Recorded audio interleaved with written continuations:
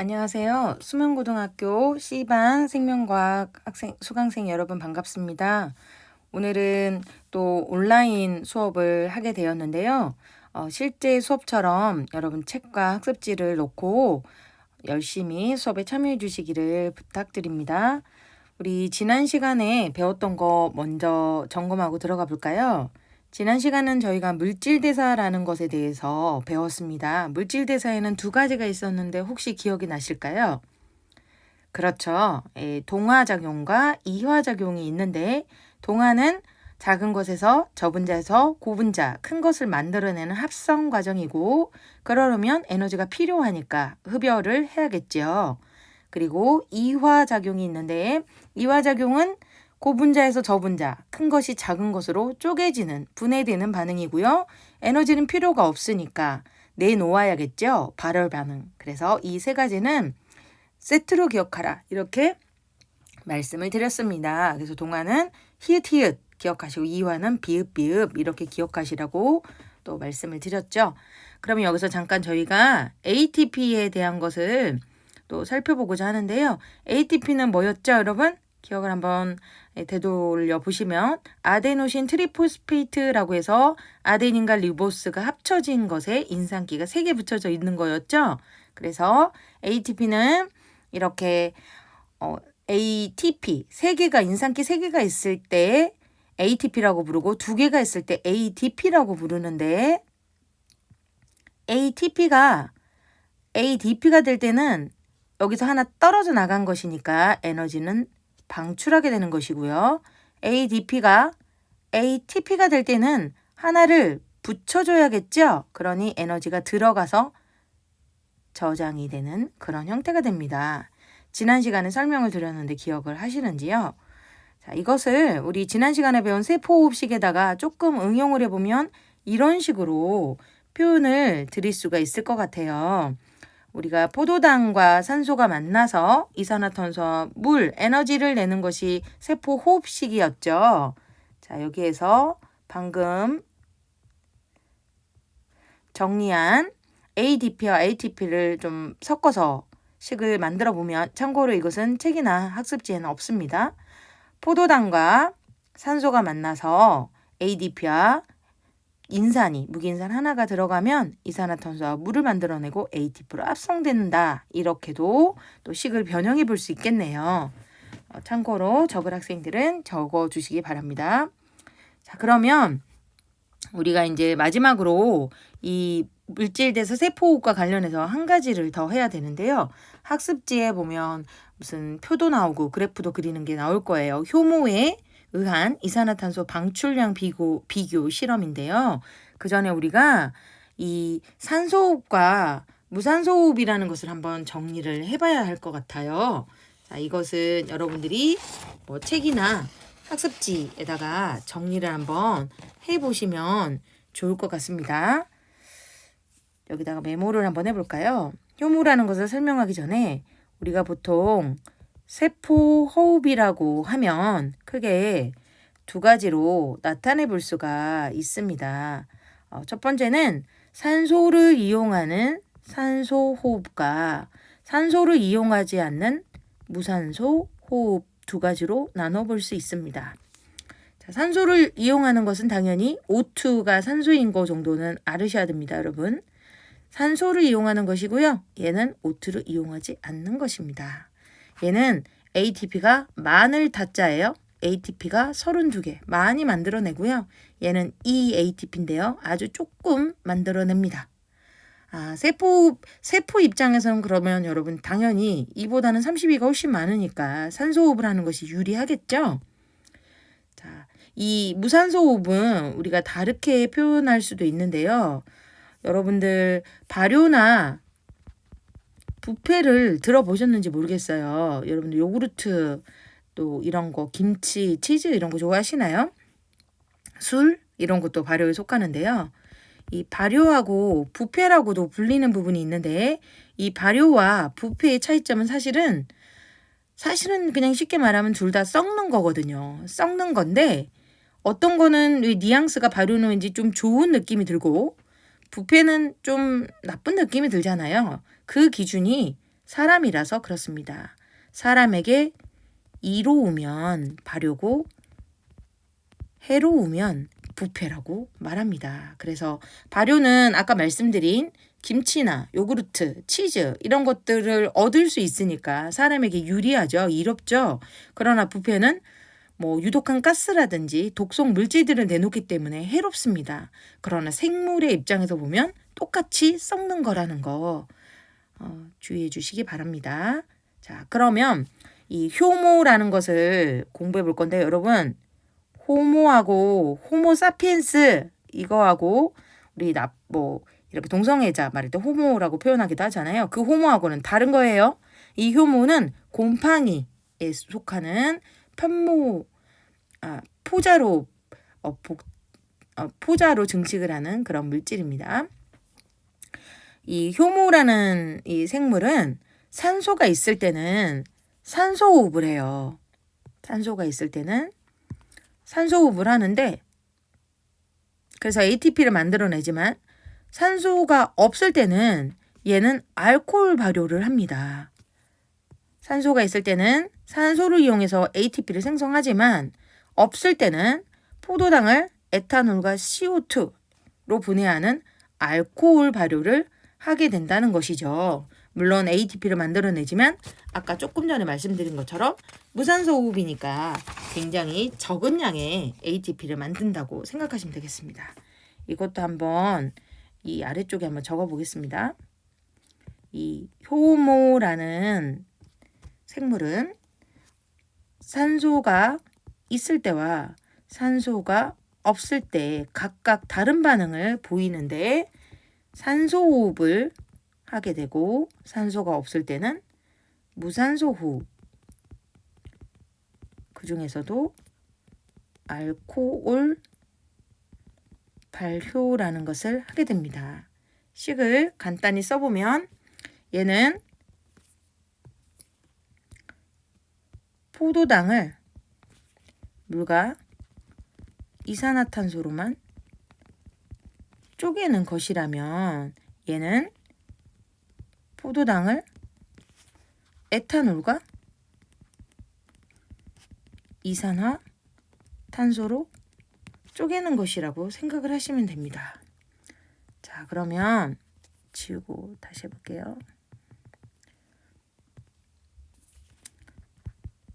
여러분 시골에 굳이 안 가셔도 이렇게 무슨 돌이라든지 뭐 해감년이라든지 특별한 잔치나 행사 같은 것이 있을 때 술빵 같은 거 먹어본 적 있으신가요?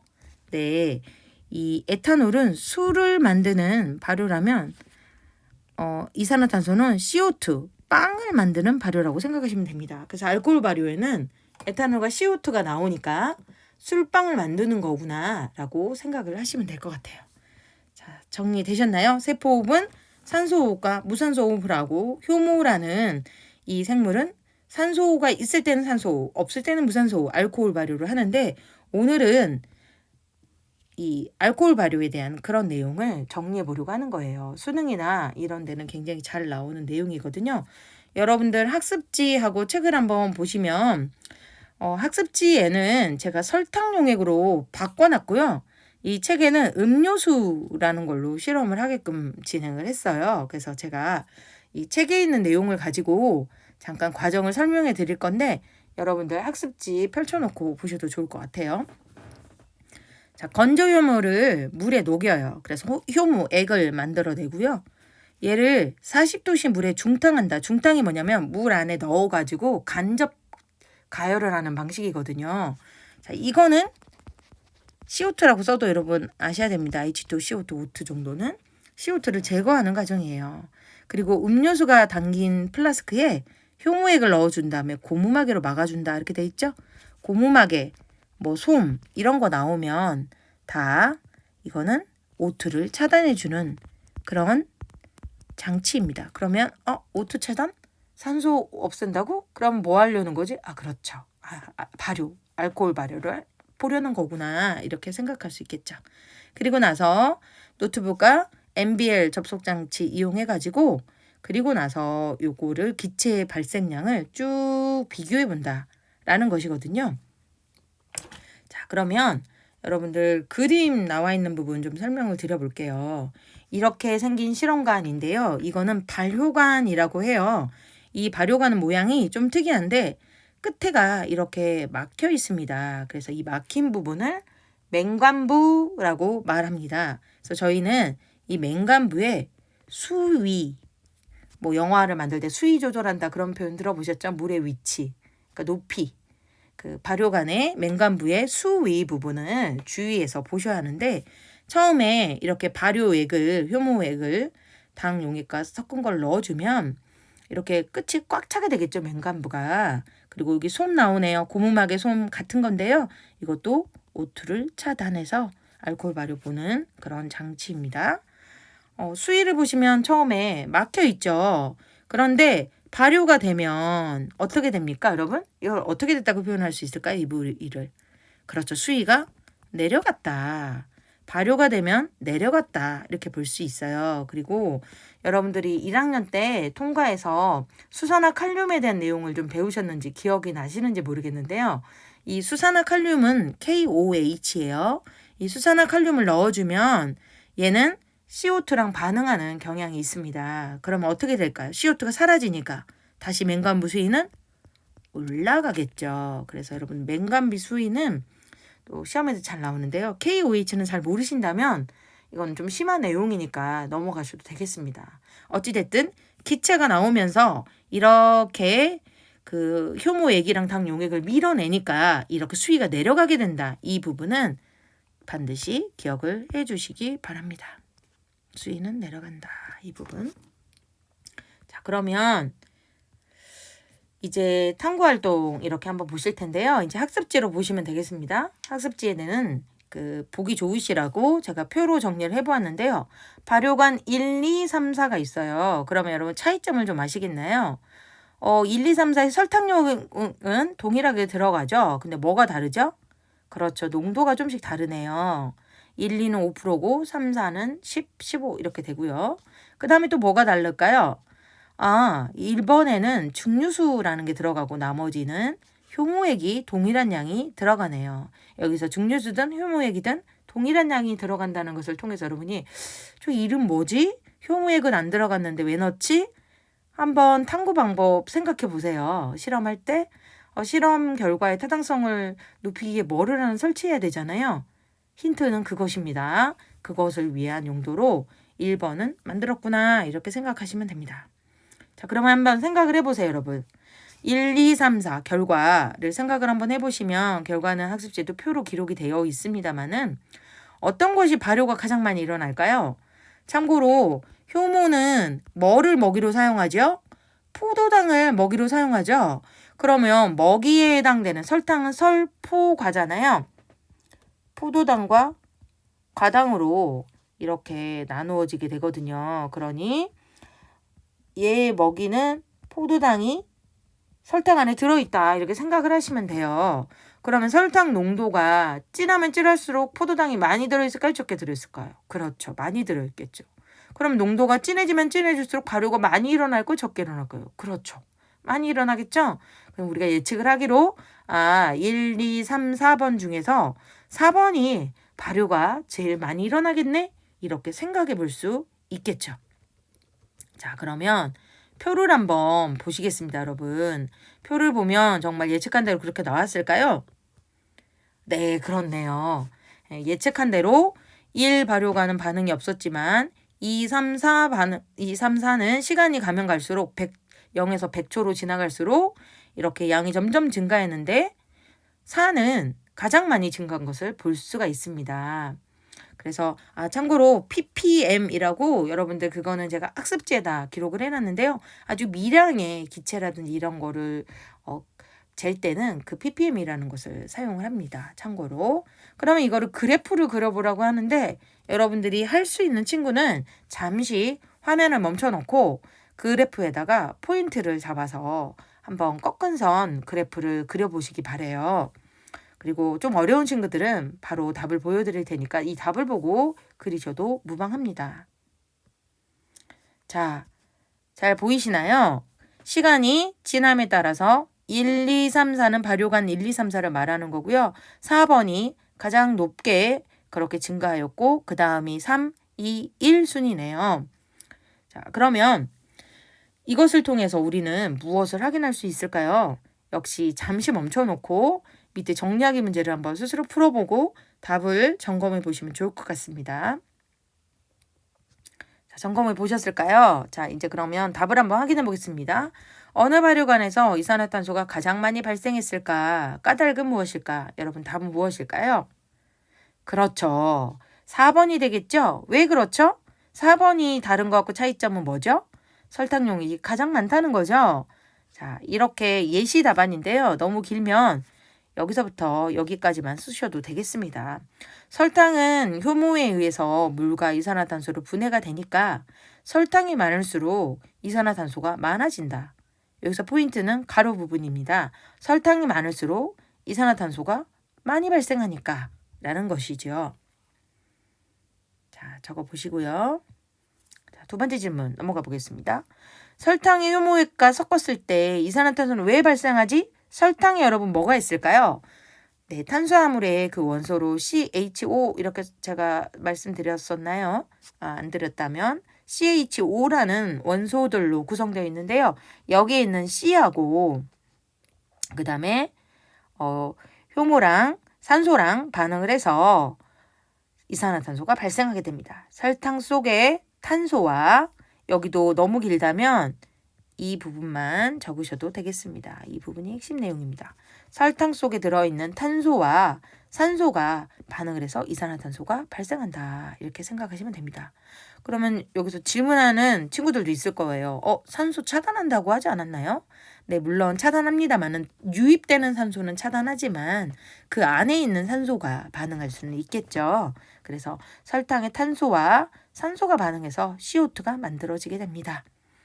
쓰기가 힘든 친구들은 괄호 부분만 쓰셔도 괜찮겠습니다. 자, 그러면 발효관 1의 역할은 뭘까요? 제가 힌트를 좀 드리긴 했는데 무엇일까요? 그렇죠. 이 대조군을 말한 친구는 아주 수업을 잘 듣고 있는 훌륭한 학생들입니다. 대조군에 해당되는 거죠?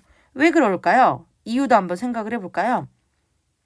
왜 효모액이 아닌 증류수를 넣어줬을까요? 같은 양을. 그렇죠. 이 답도 만약에 말씀을 한 친구가 있다면 아주 이 과학적 사고력이 뛰어난 학생이라고 말씀드릴 수 있겠습니다. 효모가 없는 설탕용액 자체도 기체가 발생할 수도 있는 거잖아요. 그래서 효모액이 안 들어간 채로 증류수만으로도 이렇게 혹시 기체가 발생하지 않아? 그것을 확인하기 위해서 대조군으로 발효관 1번을 넣었습니다. 자, 여기까지 들으셨다면 이제 물질대사 단원은 정리가 된 거, 소단원은 정리가 된 것이고요. 이제 다음 단원에서부터는 소화계, 호흡계, 배설계, 또 순환계가 이 각각의 물질대사하고 어떤 반응들을 일으키는지 맞물린 톱니바퀴가 어떻게 작용하는지를 공부해 보도록 하겠습니다.